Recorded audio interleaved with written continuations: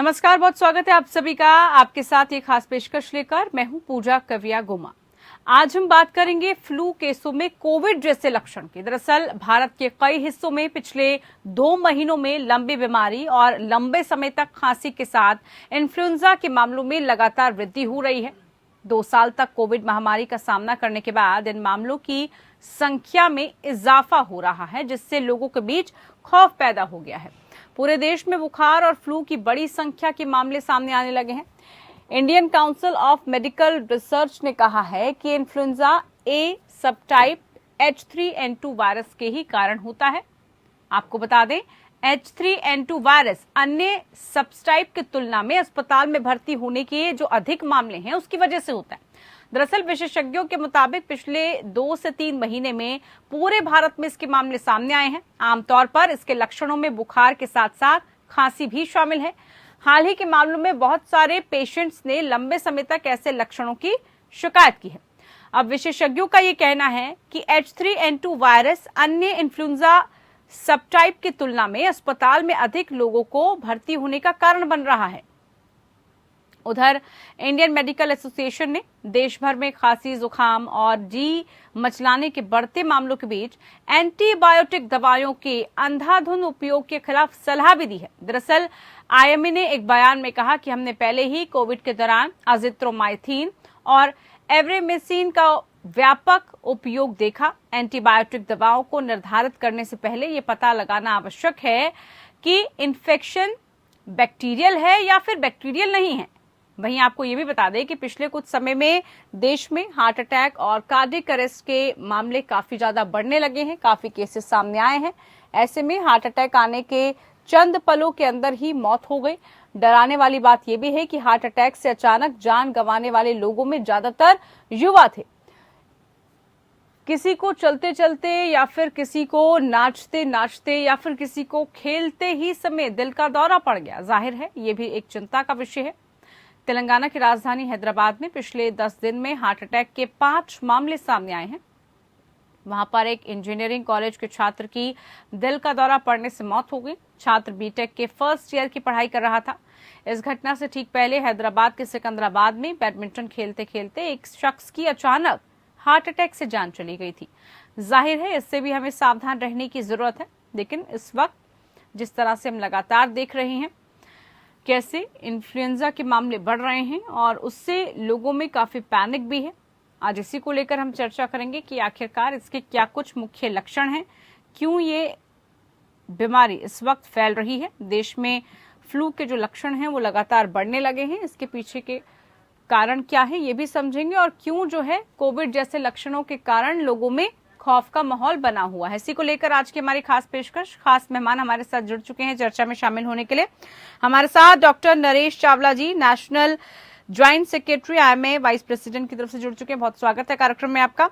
हमारे साथ डॉक्टर मेखला Chandra, physician senior consultant के तौर पर जुड़े हैं। बहुत स्वागत है डॉक्टर मेखला आपका भी। सबसे पहले डॉक्टर नरेश चावला जी, आप ही से कार्यक्रम की शुरुआत करते हुए फ्लू केसों में कोविड जैसे लक्षण, आज हम इसको लेकर चर्चा कर रहे हैं।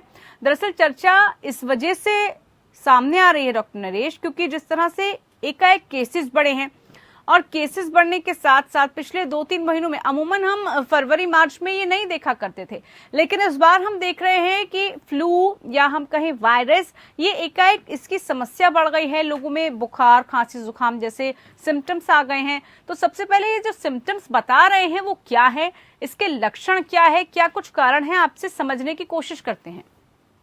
देखिए पूजा, मैं बता दूं, हमारे देश में, हिंदुस्तान में वायरल फीवर या फ्लू या इन्फ्लुएंजा जो हम कोरोना से पहले जानते थे, ये पहले भी बहुत होता था।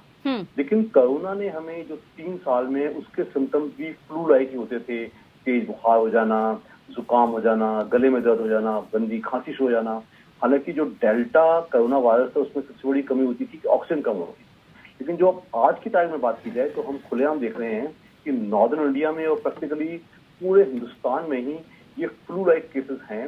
और ये बेसिकली जो कल्चर जिनका किया गया है, उनका H3N2 नाम का वायरस है। लेकिन अभी तक जो हमने केसेस देखे हैं, बुखार नो डाउट तेज होता है, 103-4 तक चला जाता है, बहुत हेडेक होगा, बहुत जुकाम होगा, बहुत गला दर्द होगा, बहुत खांसी होगी। लेकिन जो मैंने ज्यादातर केसेस देखे हैं वो बड़ी आसानी से ठीक भी हो रहे हैं। और इसमें हम बार बार जो कहा जा रहा है अनडिजायरेबल एंटीबायोटिक्स हमारी आईएमए बार बार कहती है ना दिया जाए, पेशेंट को सिम्टोमेटिक ट्रीटमेंट दिया जाए, पेशेंट के हाइड्रेशन यानी कि पानी का ख्याल रखा जाए, पेशेंट को लाइट डाइट दिया जाए, पेशेंट को रेस्ट मिले, पेशेंट को स्टीम इनहेलेशन दिया जाए और इसके बाद जो एंटीबायोटिक्स या एंटी एलर्जिक या नेसल डीकंजेस्टेंट डॉक्टर की सलाह से दिया जाए। वो एंटीबायोटिक्स तभी दिया जाए जब डॉक्टर उसका कंप्लीट ब्लड काउंट करवा ले या पेशेंट को साथ में बैक्टीरियल सुपर इन्फेक्शन हो जाए, इस बात का ख्याल रखा जाए।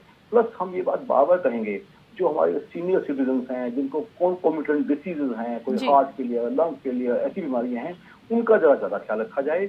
बट अभी तक जो केसेस देख रहे हैं कुल मिला के कोई बहुत ज्यादा खतरे की बात नहीं है। लेकिन एक बात फिर दोबारा वही आ गई, जो कोरोना अप्रोप्रिएट बिहेवियर हम कोरोना के दौरान कहते आए हैं, इस वायरस फ्लू से बचने के लिए वही ही सुझाव चाहिए, वही सेम सुझाव।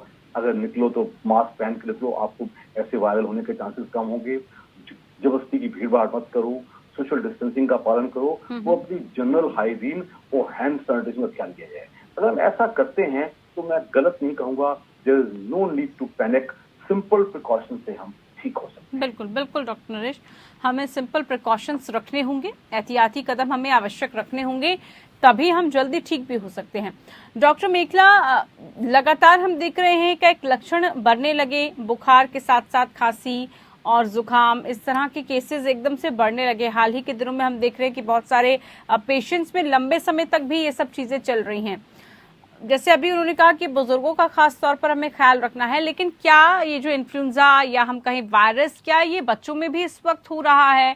क्योंकि एकाएक मरीजों की बढ़ती संख्या ये बता रही है कि बच्चे भी इसकी चपेट में आ रहे हैं। जी पूजा जी, जो ये वायरस अभी जो फ्लू का चल रहा है, H3N2 स्ट्रेन है, इसके जो सिम्टम्स हम देख रहे हैं थोड़े प्रोलॉन्ग्ड हैं। जैसे कि आपने सुना होगा काफी की खांसी लंबी है और जा नहीं रही है, सूखी खांसी है, तो एंड सिवियरिटी थोड़ी कम है, बट प्रोलॉन्गेशन सिम्टम्स की जैसे बहुत लंबा चल रहा है मंथ में। तो आपने जैसे पूछा कि क्या बच्चों में भी दिख रहे हैं, बच्चों में स्लाइट सिम्टम्स दिख रहे हैं जैसे, बट इतना सिवियर नहीं है, तो हम लोग कॉमन कोल्ड एंड फ्लू मान के उसको छोड़ देते हैं थैंकफुली। तो जो एडमिशन रेट्स हैं और सिवियरिटी ऑफ सिम्टम्स हैं, that is still less, it's just की प्रोलॉन्गेशन बहुत है। बिल्कुल। और इसके अलावा जैसे आपने कहा कि इतना ज्यादा अभी लक्षण नहीं दिख रहे हैं और बहुत माइल्ड है, तो शुरुआती लक्षणों की अगर हम बात करें डॉक्टर मेखला, तो हमें किन बातों को ऑब्जर्व करना है खास तौर पर, और कैसे हम समझ सकते हैं कि अब हम इसकी चपेट में आ रहे हैं या फिर आने वाले हैं, और क्या तुरंत हमें डॉक्टर के पास जाने की आवश्यकता होती है? जैसे हमें खांसी जुकाम या हल्का बुखार भी होने लगे तो क्या, क्योंकि अमूमन हम देखते हैं खासतौर पर भारत में लोग इतनी जल्दी डॉक्टर का परामर्श नहीं लेते हैं, वो खुद ही घर में जो है जो भी कुछ चीजें होती है उसका सेवन कर लेते हैं, तो क्या तुरंत हमें डॉक्टर के पास जाने की आवश्यकता है, उनसे सलाह मशविरा करने की आवश्यकता है? अभी जो सिम्टम्स हैं, आई वुड से कि देखो, फ्लू जो होता है या कॉमन कोल्ड होता है वो बहुत आसानी से फैलता है। तो अगर आपके घर में थोड़े जो इम्यूनो कॉम्प्रोमाइज लोग हैं, जैसे कि हमारे बुजुर्ग हैं, बच्चे हैं, और आपके सिम्टम्स थोड़े सिवियर हैं, तो तब डॉक्टर को डेफिनेटली दिखाइएगा। पर जैसे अभी आप देखेंगे बहुत लोगों को बॉडी एक हो रहा है, फीवर हो रहा है, थोड़ा सीजन चेंज होता है, कभी हवा है कभी गर्मी है, तो उसमें आप मतलब इतना सिवियरिटी नहीं है। तो मैं अपने दर्शकों को बोलना चाहूंगी कि इतनी मतलब टेंशन लेने की जरूरत नहीं है। बट लॉन्ग स्टोरी शॉर्ट, हमेशा ये हमारी इम्यूनिटी पे ही डिपेंड करता है कि हम इस पे कैसे रिएक्शन कर सकते हैं। और अगर बच्चे हैं या बुजुर्ग हैं तो उनको फैलने के चांसेस होते हैं, उनकी इम्यूनिटी हमेशा लो होती है, तो उनको ज्यादा चांसेस हैं। तो अपने बच्चों को स्कूल ना भेजे, बुजुर्गों को थोड़ा अलग रखे जिससे सिम्टम्स हैं।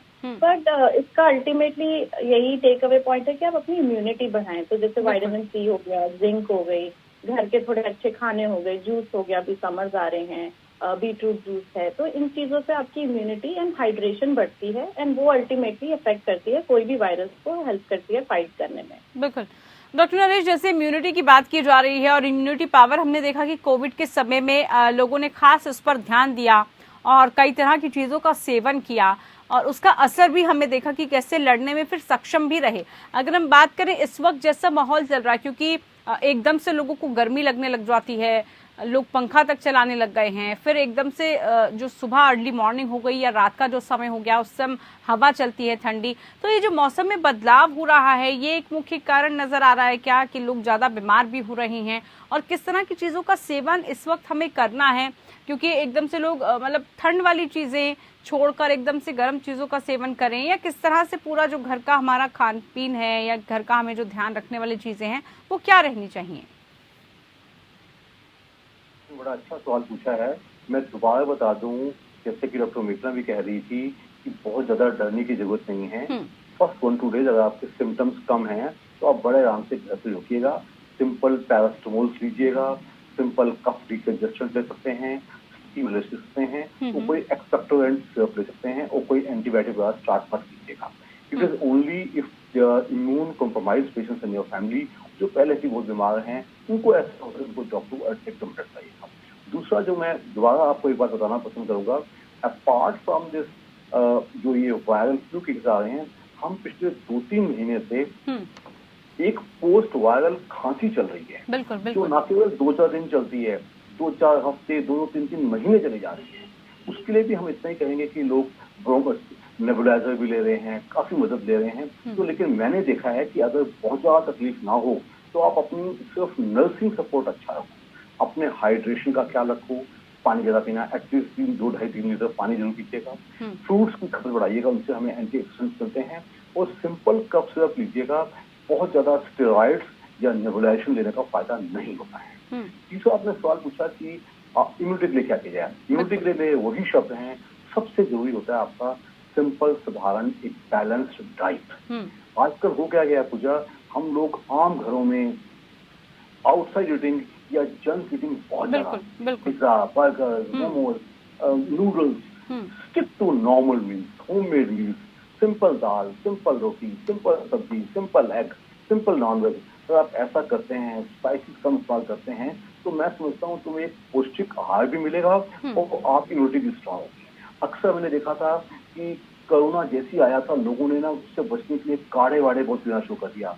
इनका हमारे हिसाब से कोई बहुत ज्यादा महत्व नहीं है। Simple plain water is good enough. और आप लेमन वाटर लीजिएगा, आप कोकोनट वाटर लीजिएगा, आप कोल्ड ड्रिंक्स मत लीजिएगा, आप ये फ्रूटी छूटी मत लीजिएगा। जितनी आप नेचुरल चीजें लेंगे उतने आप बचे रहेंगे। फ्रूट्स और हरी सब्जियों का और दालों का मैं इम्यूनिटी बढ़ाने में विशेष महत्व बताना चाहूंगा। आपका प्रोटीन इंटेक बढ़ना चाहिए।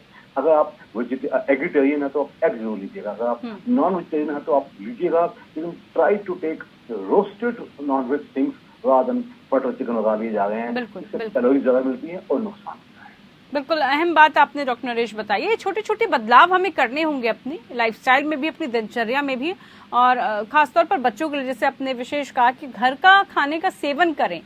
बीमार हैं, बीमार नहीं भी हैं, अगर आप बाहरी चीजों को लाएंगे तो फिर इस तरह के हालात बनेंगे ही बनेंगे। चर्चा करेंगे अभी लक्षणों की बात हमने की, सिम्टम्स की बात की, अब कैसे हमें रखरखाव और उपचार करना है इसको लेकर भी चर्चा करेंगे। हम बात कर रहे हैं जिस तरह के लक्षण इस वक्त दिख रहे हैं फ्लू में, खांसी और जुकाम या फिर बुखार की हम बात कर लें, क्या इसको लेकर हमें एहतियात बरतना है, और H3N2 वायरस या अन्य इन्फ्लुएंजा जो सब टाइप की तुलना में कैसे अधिक लोग और कैसे अधिक मरीज इसमें हॉस्पिटल्स में पहुंच रहे हैं, इसको लेकर हमारी लगातार चर्चा है। डॉक्टर मेखला, अभी हमने बात की कि क्या कुछ कारण हैं, किस तरह से हमारे सिम्टम्स दिख रहे हैं। एक खास बात पर जो बार बार हर कोई इस वक्त नजर भी रखता है और चर्चा करता है, वो है कि हमें जो एंटीबायोटिक्स हैं उनका सेवन हमें कैसे करना है। एंटीबायोटिक दवाइयों का जो अंधाधुंध उपयोग हुआ था पिछले कोविड के समय में, हमने देखा जिथ्रोमाइसिन या अन्य दवाओं का, वो सब सिलसिला फिर से ना शुरू हो जाए, क्योंकि लोग बिना देखे बिना समझे, सबसे पहले अगर उन्हें कोई भी सिम्टम दिखता है तो वो खुद ही एंटीबायोटिक की मदद से कोशिश करते हैं कि हम ठीक हो जाए, इन्हीं का हम सेवन कर लें। तो उस पर हम चाहेंगे आप परामर्श दें लोगों को, किस तरह से उन्हें दवाइयों का सेवन करना है, अब बेसिक जो मेडिसिन है वो खुद क्या ले सकते हैं, कैसे अहम दवाइयों को उनको दरकिनार करना है, मतलब कि उन्हें नहीं लेना है, कौन सी ऐसी मेडिसिन हैं।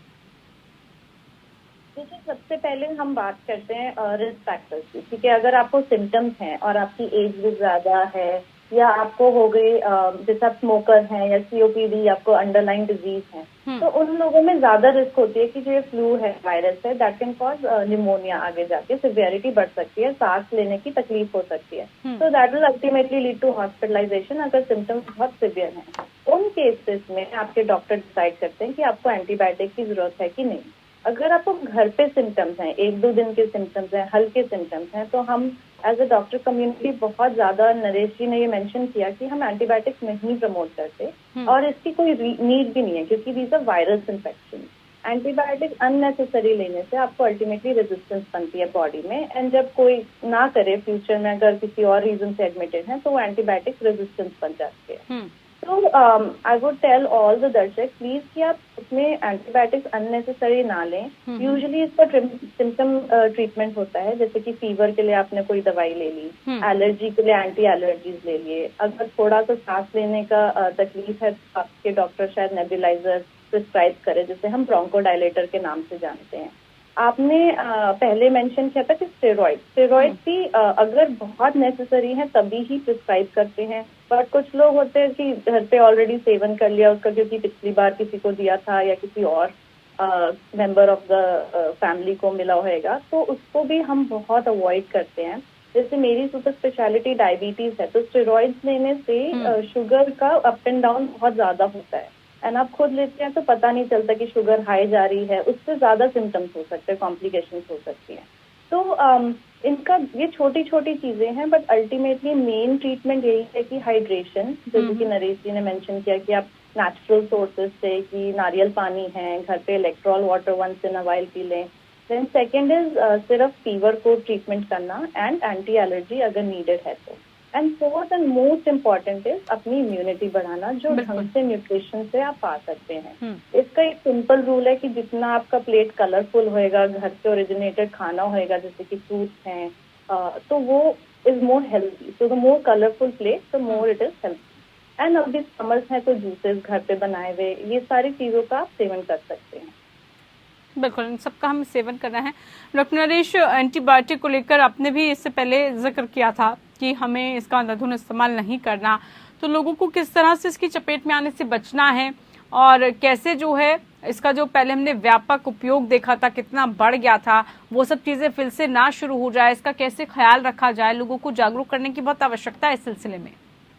पूजा, ये बहुत ही दुख की बात है हमारे इंडिया में, since although we have a director general, सब कुछ है, रूल्स भी हैं, बट सेल्फ मेडिकेशन और केमिस्ट डिस्पेंसिंग बहुत ज्यादा होती है। और इसके अलावा हमारे हिंदुस्तान में, किसी दौर में हमारे हिंदुस्तान में क्वैक्स बहुत ज्यादा है। क्वैक्स मीन्स की जो कुछ भी देने को तैयार रहते हैं, वो एंटीबायोटिक भी हाई पोटेंसी दे देंगे, वो स्टेरॉइड्स भी दे देंगे। तो we are at Indian medical association इस बात को हम पहले भी लड़ते रहे हैं। तो आपके चैनल के माध्यम से आम जनता को मैं कहूंगा, एंटीबायोटिक खा के आप अपना भी नुकसान कर रहे हैं और एंटीबायोटिक का भी नुकसान कर रहे हैं। Azithromycin in USA cannot be given without A doctor. India में मैं जितने पेशेंट मेरे पास भी आते हैं ना, 10 में से 9 एजिथ्रोमाइसिन खा के आते हैं। That is without, they don't need azithromycin. And there are other antibiotics also. लोग अमॉक्सिसिलिन प्लस क्लोरोलिन का कॉम्बिनेशन ले लेते हैं। तो मैं आम जनता को अपील करूंगा, आप ये मत सोचिए कि मुझे एंटीबायोटिक ले लूंगा तो मेरा डॉक्टर का विजिट बच जाएगा। It should be A government policy also, and it should be A government, आम लोगों की प्रैक्टिस होनी चाहिए कि आपको घर में लेना है तो जो सिंपल OTC ड्रग्स हैं, पैरासिटामोल, कोई एंटी एलर्जिक या डीकंजेस्टेंट, यहाँ तक तो आप कुछ भी कर लीजिएगा। इसके ऊपर अगर करना है तो, एंड मैं कहता हूँ केमिस्ट को स्ट्रिक्टली एनफोर्स करना चाहिए हमें कि एंटीबायोटिक कोई ऐसी सेल्स की ना करें विदाउट प्रिस्क्रिप्शन। तो मैं कहूंगा कि ये लड़ाई हमारी आज की नहीं, कई सालों की चल रही है, वो हम अभी तक इसमें सफल नहीं हो पाए हैं।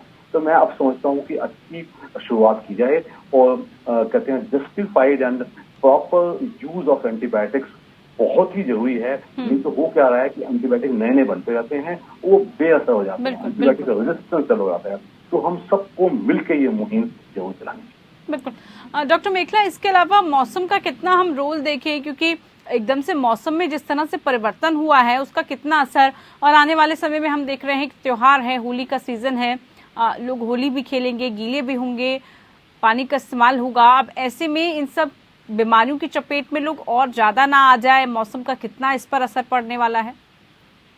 ये आपने बहुत ही अच्छा इम्पोर्टेंट सवाल पूछा है, क्योंकि अभी जैसे हमने देखा मौसम काफी चेंज हो रहा है, रात को ठंडक है, दोपहर में गर्मी है। तो स्पेशली होली आ रही है तो आप गीले होंगे, फिर हवा लगेगी। तो इस दौरान हम भी हॉस्पिटल में और अपने ओपीडीज में देखते हैं कि ये कोल्ड एंड बॉडी एक वाले सिम्टम्स ज्यादातर आते हैं। तो इसमें मेनली यही है कि आप जैसे रात को अभी से एसी का सेवन ना करें, लाइक यूज ना करें। If you can get away just with fan use, या सिंपल अपना टेम्परेचर कंट्रोल करके रखें। बच्चों का थोड़ा ज्यादा ध्यान रखें, रात को उनको फुल कपड़े पहनाएं। तो वो सुबह एंड दोपहर का टेम्परेचर में अभी तो चेंज रहेगा ही, जितना आप जानते हैं थोड़े अपकमिंग मंथ में। तो उसमें just a little more precaution is needed. Clothing का ही मेन है, एंड अननेसेसरी एसी और पंखों का अगर आप नहीं यूज करना चाहें तो that would be better.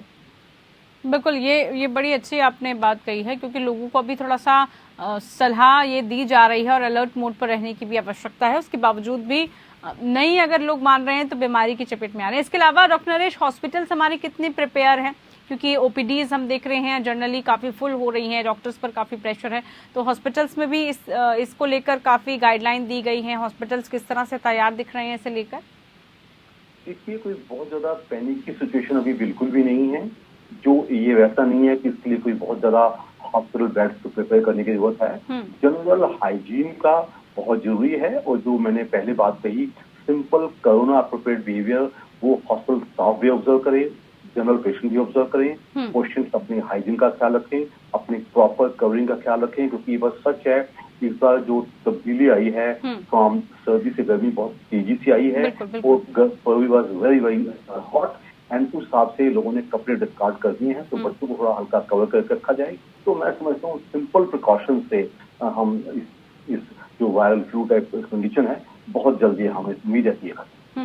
Doctor मेखला, एक आखिरी सवाल जरूर आपसे पूछना चाहूंगी, कितना अमूमन इसमें समय लग रहा है? क्योंकि एक समय के बाद, ताकि लोगों को भी पता रहे कि अब काफी लंबा वक्त हो गया, अब हमें आगे और ट्रीटमेंट लेने की आवश्यकता है या डॉक्टर के पास जाने की आवश्यकता है, तो कितना समय अमूमन लग रहा है? कितने दिनों तक? 4 से 5 या 5 से 1 हफ्ता? कितने समय में लोगों को ठीक हो जाना है? अगर वो नहीं हो पा रहे तो फिर आगे क्या उनको करना चाहिए? ये एक बहुत इंपॉर्टेंट सवाल है, क्योंकि ये जो हम फ्लू देख रहे हैं इसके सिम्टम्स काफी प्रोलॉन्ग्ड है, जैसे मैंने मेंशन किया था। बट यूजुअली 3 to 5 डेज आप घर पे मैनेज कर सकते हैं, और इसमें रेजोल्यूशन अगर आपको सिम्टम्स का दिखता है तो well and good. But more recommendation है कि 5 डेज से ज्यादा अगर आपको सिम्टम्स हैं तो अपने डॉक्टर को डेफिनेटली दिखाइए, क्योंकि आपकी अंडरलाइन, जैसे किसी को लंग डिजीज है, एस्थमा की प्रॉब्लम है, तो वो एग्रेवेट भी हो सकती है। अनलेस एंड अनटिल आपके सिम्टम्स फर्स्ट डे से ही बहुत सिवियर हैं, जैसे आपकी पल्स ऑक्सीमेट्री पे ऑक्सीजन सैचुरेशन कम दिखती है, या आपको सांस लेने की तकलीफ है, या बुखार है जो टूट नहीं रहा है, या बॉडी एक है जो टूट नहीं रहा है, तो उन सिवियर सिम्टम्स में आप इमीडिएटली अपने डॉक्टर को दिखाइए। बट अगर आपको माइल्ड सिम्टम्स है और आप घर पे मैनेज कर रहे हैं तो जनरल गाइडलाइंस 3 to 5 डेज आप सेल्फ मैनेज करिए। And again to come back to the point, जो ये एंटीबायोटिक्स आप खुद ना सेवन करें, और अनटिल आपने अपने डॉक्टर से बात करिए। तो तब तक आप अपना हाइड्रेशन, थोड़ा घर पे फीवर को कंट्रोल करने की ऐसे सिंपल दवाइयाँ आप ले सकते हैं। ठीक है, बहुत शुक्रिया आप दोनों खास मेहमानों का, आप हमारे साथ जुड़े, लोगों को आपने जागरूक किया और बताया कि किस तरह से पैनिक होने की आवश्यकता नहीं है, बल्कि थोड़ा सा बदलाव और अपना खास ख्याल, अपना ध्यान रखने की जरूरत है। फिलहाल के लिए खास पेशकश में इतना ही। नमस्कार।